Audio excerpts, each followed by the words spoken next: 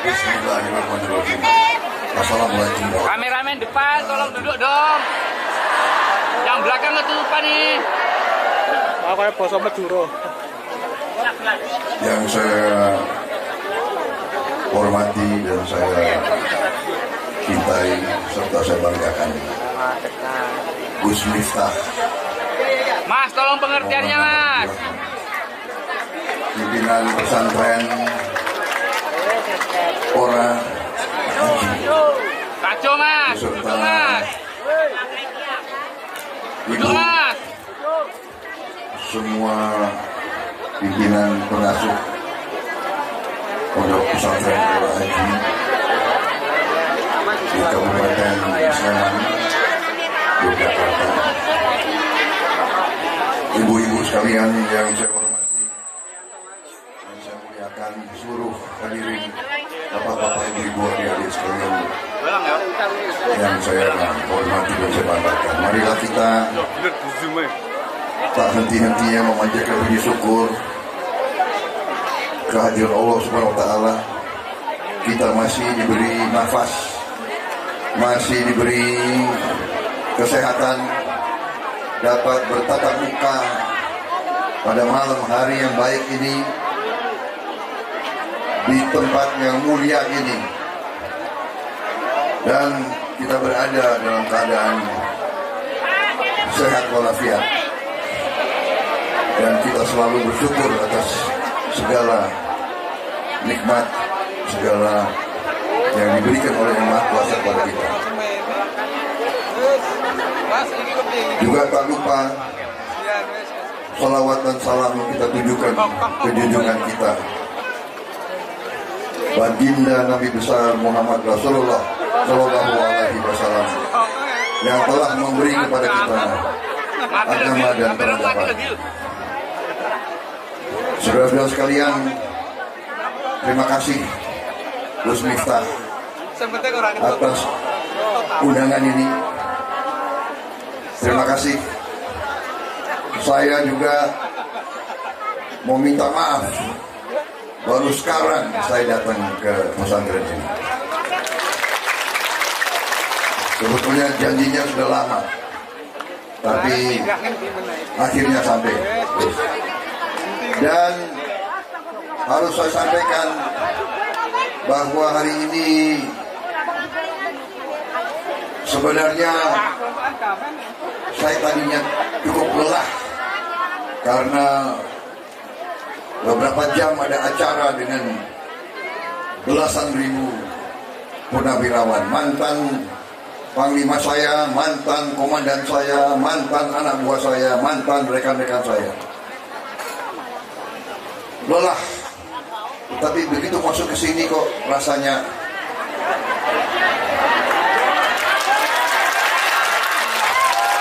kembali semangat. Dan hari ini saya tercerahkan. Saya banyak belajar. Saya melihat bagaimana indahnya bangsa kita, bagaimana mulianya pemimpin-pemimpin agama kita, bagaimana coba di tempat yang baik ada kiai, ada pimpinan pondok pesantren, tapi mengundang dan bersahabat dengan pendeta Nasrani, pendeta Kristen, dan bisa saling bercanda, saling mesra. Inilah Indonesia, Bhinneka Tunggal Ika, berbeda tapi satu. Luar biasa. Saya bersyukur.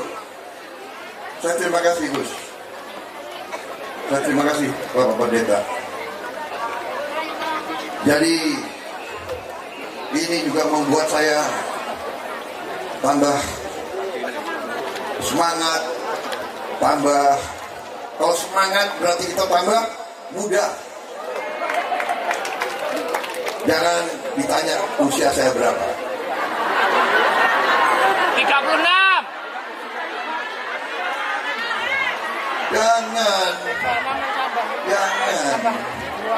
Yang penting bukan usia di KTP atau di. Yang penting adalah usia dalam jiwa kita.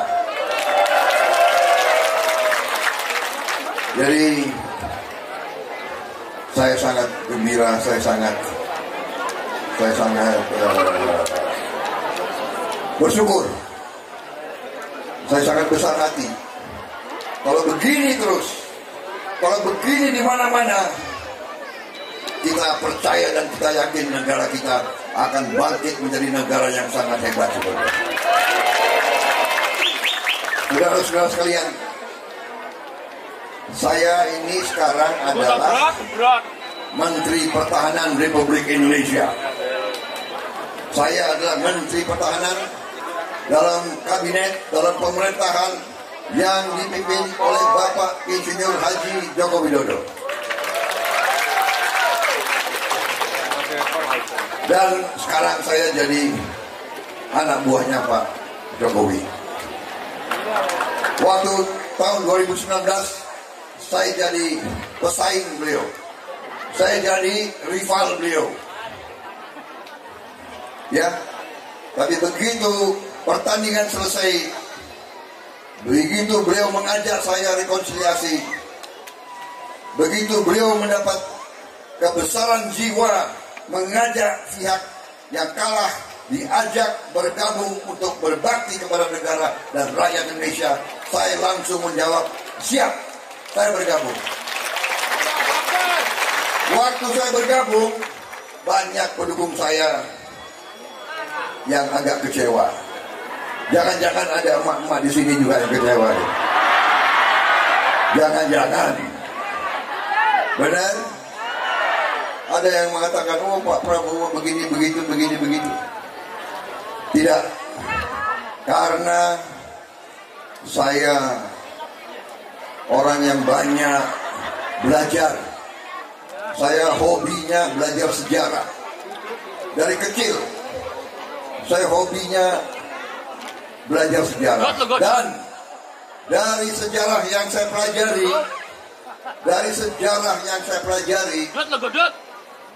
negara-negara di mana para pemimpinnya tidak bisa kerjasama, di mana para pemimpinnya hanya memikirkan diri sendiri dan golongannya, di mana para pemimpinnya egois, negara itu berantakan. Negara itu berantakan. Tapi di mana ada negara yang para pemimpinnya bisa bersatu, bisa kerjasama, bisa saling menyadari, berbakti untuk rakyatnya, negara itu bangkit menjadi negara yang hebat, negara yang maju. Karena itu saya bersyukur diberi kesempatan, dan semakin saya sadari bahwa pangkat jabatan itu amanah yang kita pikul. Jabatan, pangkat, kekuasaan itu semuanya harus kita minta izin dari Yang Maha Kuasa dan dari rakyat kita semua. Kekuasaan berasal dari yang di atas dan dari rakyat kita semuanya. Jadi saudara-saudara, kalau saya masih mau berjuang, kalau saya masih mau berbakti, itu semata-mata karena saya ingin memberi apa yang saya miliki, pikiran, tenaga, pengalaman, pemahaman kepada kepentingan seluruh rakyat dan seluruh bangsa Indonesia. Dan saya yakini dan saya laksanakan bahwa saya bisa dan akan dan siap bekerja sama dengan siapapun, saudara-saudara sekalian. Dan karena saya meyakini apa yang kita lihat malam hari ini, apa yang kita rasakan malam hari ini, berbeda agama, berbeda suku, berbeda latar belakang, tapi kita mesra, kita bersahabat, kita berkeluarga. Kalau bahasa orang Minahasa, orang semua bersaudara. Kita semua bersaudara. Ya. Jadi kelemahan bangsa Indonesia dari dulu ratusan tahun adalah kita sering, pemimpin kita sering bisa mudah diadu domba. Ya. Selalu kita dikacaukan, padahal ternyata kita punya semua keinginan yang sama. Semua ibu-ibu, bapak-bapak, semua keinginan sama. Ibu-ibu hanya memikirkan kebaikan masa depan anak-anak ibu-ibu semua. Benar? Tidak ada seorang ibu yang tidak memikirkan kebaikan anak dan suami dan keluarganya. Ibu-ibu hanya ingin yang terbaik untuk anak-anak. Dan itulah kita semua juga ingin yang terbaik untuk anak-anak kita, untuk lingkungan kita. Karena itu saya dulu katakan kepada semua pendukung-pendukung saya, Prabowo Subianto tidak mau jadi pemimpin di atas perpecahan bangsa. Tidak mau dan jangan berharap saya mau ikut-ikut dalam hal-hal yang bisa memecah bangsa. Lebih baik saya tidak usah jadi apa-apa. Lebih baik saya tidak mendapat apa-apa daripada bangsa ini ribut dan pecah. Kita harus bersatu dan saya akan bekerja dengan seluruh tenaga saya untuk menjaga persatuan dan kesatuan bangsa Indonesia. Saudara-saudara, ini memang tidak boleh kita terlalu banyak bicara politik. Ya, tidak boleh. Tapi kalau kita sama sekali tidak singgung politik, padahal ini sudah suasananya politik, berarti seorang pemimpin juga lalai, teledor. Karena itu saya memberanikan diri, saya bicara sedikit tentang politik. Ibu-ibu sekalian, emak-emak yang saya banggakan, ini ya, Gus, emak-emak ini, aduh, tangannya keras-keras. Saya ditarik ke sini, ditarik ke sana. Tapi saya tidak apa-apa. Saya ikhlas. Karena saya tahu ditarik itu karena sayang dengan saya. Saudara-saudara sekalian, saya singgung sedikit supaya kita sejuk dan tenang. Ya, sebentar lagi ini musim politik karena awal 2024 kita akan mengadakan hajat konstitusional. Kita akan melaksanakan tugas kenegaraan. Semuanya kita bertanggung jawab. Kita akan melakukan pemilihan umum, pemilihan presiden dan wakil-wakil rakyat. Ya. Untuk presiden kira-kira sekarang sudah muncul ya 3 nama kan, kira-kira gitu ya. Ada Mas Ganjar Pranowo, ada Mas Anies Baswedan, ada saya sendiri ya. Saudara-saudara, kita santai-santai saja, saudara-saudara. Karena saya tahu, saya kenal Mas Ganjar, saya kenal Mas Anies, kita sama-sama cinta bangsa Indonesia. Kita sama-sama cinta rakyat Indonesia. Kita sama-sama ingin berbuat yang terbaik untuk bangsa Indonesia. Jadi tidak usah terlalu tegang-tegangan. Kita baik-baik aja. Kita akan bersaing dengan kebaikan. Kita akan bersaing dengan gagasan. Kita akan bersaing dengan santun. Kita akan bersaing dengan pemikiran, dengan program. Siapa yang punya program untuk rakyat? Kita lihat Pak Jokowi berhasil. Untung saya masuk pemerintahnya Pak Jokowi. Iya kan? Berarti pilihan saya benar waktu saya bergabung. Iya kan? Kalau saya bergabung ternyata Pak Jokowi tidak berhasil, ya rugi. Ternyata beliau berhasil. Yang beruntung siapa? Saya ikut beruntung. Kalau beliau berhasil, menterinya ikut berhasil juga dong. Iya kan? Apalagi Menteri Pertahanan. Kan begitu, saudara.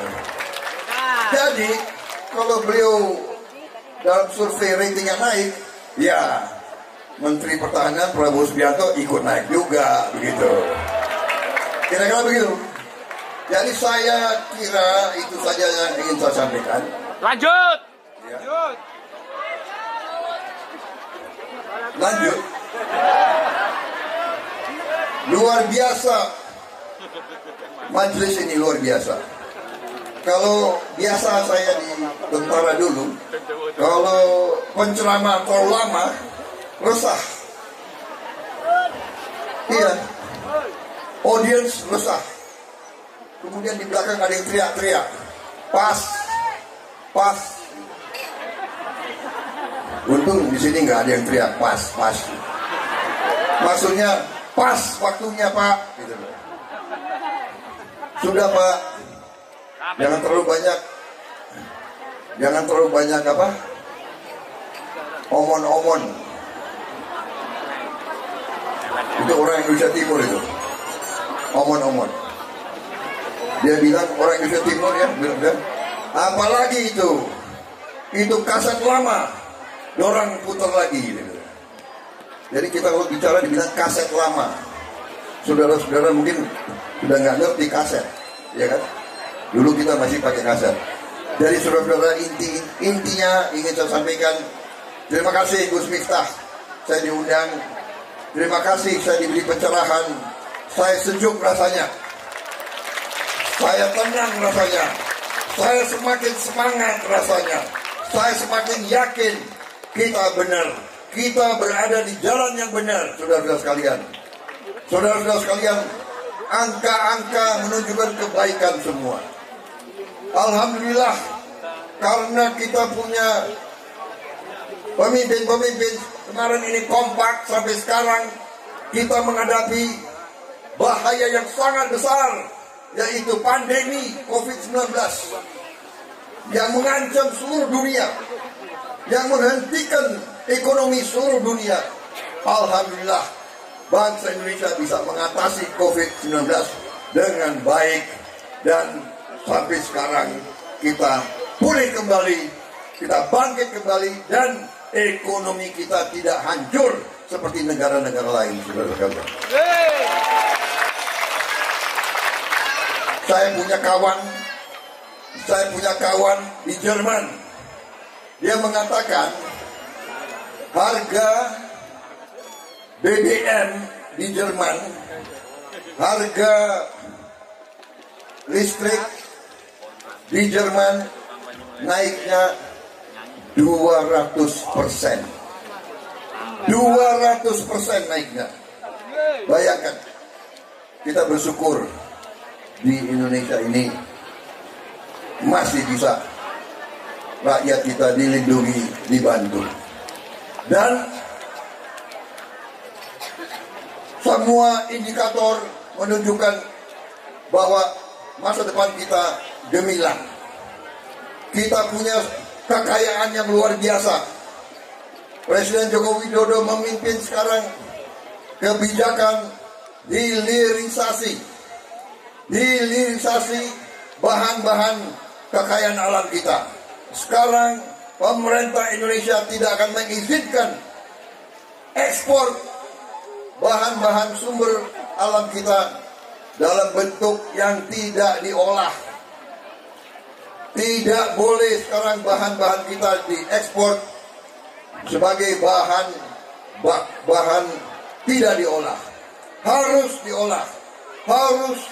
diolah di Indonesia. Ibu-ibu sekalian, kalau diolah, penerimaan kita, kekayaan kita bisa naik 20 kali lipat.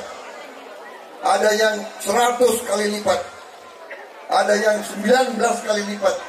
Semua kekayaan kita akan naik karena program hilirisasi kita. Nikel kita naik 20 kali.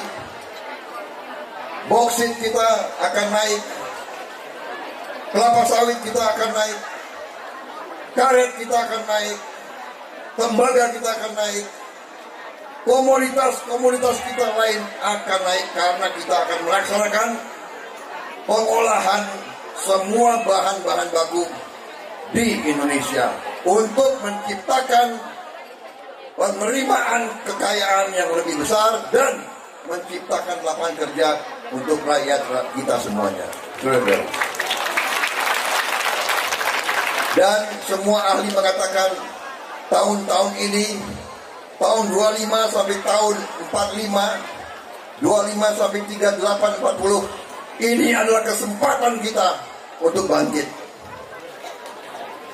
Kuncinya adalah pemimpinnya harus rukun, pemimpinnya harus bersatu, pemimpinnya harus kerjasama. Dan itulah kewajiban kita semua. Marilah kita bekerja agar pemimpin-pemimpin kita bisa rukun, jangan ribut, jangan terpancing, jangan terprovokasi, jangan mau ikut-ikut orang-orang yang menghasut. Saya kira itu pesan saya. Terima kasih. Kehormatan diberikan kepada saya. Saya tidak bisa seperti Gus Miftah pinter nyanyi. Karena itu saya mohon diri. Saya berdoa agar pondok pesantren ini semakin kuat, semakin jaya, semakin pengaruhnya meluas, dan Gus Miftah akan semakin berpengaruh karena pengaruhnya lah bisa bantu mempersatukan umat, mempersatukan seluruh Indonesia, dan memberi kesejukan dan kegembiraan. Ya, terima kasih Pendeta Gilbert. Benar, saya memang orang yang senang ketawa, tapi saya tidak mau ketawa sendiri. Ya. Saya kira demikian dari saya, Gus Miftah. Ya. Saya sebenarnya Prabowo Subianto itu ada yang wanti-wanti, jangan kasih Prabowo Subianto mic, dia bisa bicara 5 jam nggak berhenti. Tapi saya terima kasih sudah diberi kesempatan. Terima kasih Gus Miftah. Terima kasih pencerahan yang saya terima. Saya bahagia malam ini. Terima kasih. Wassalamualaikum warahmatullahi wabarakatuh.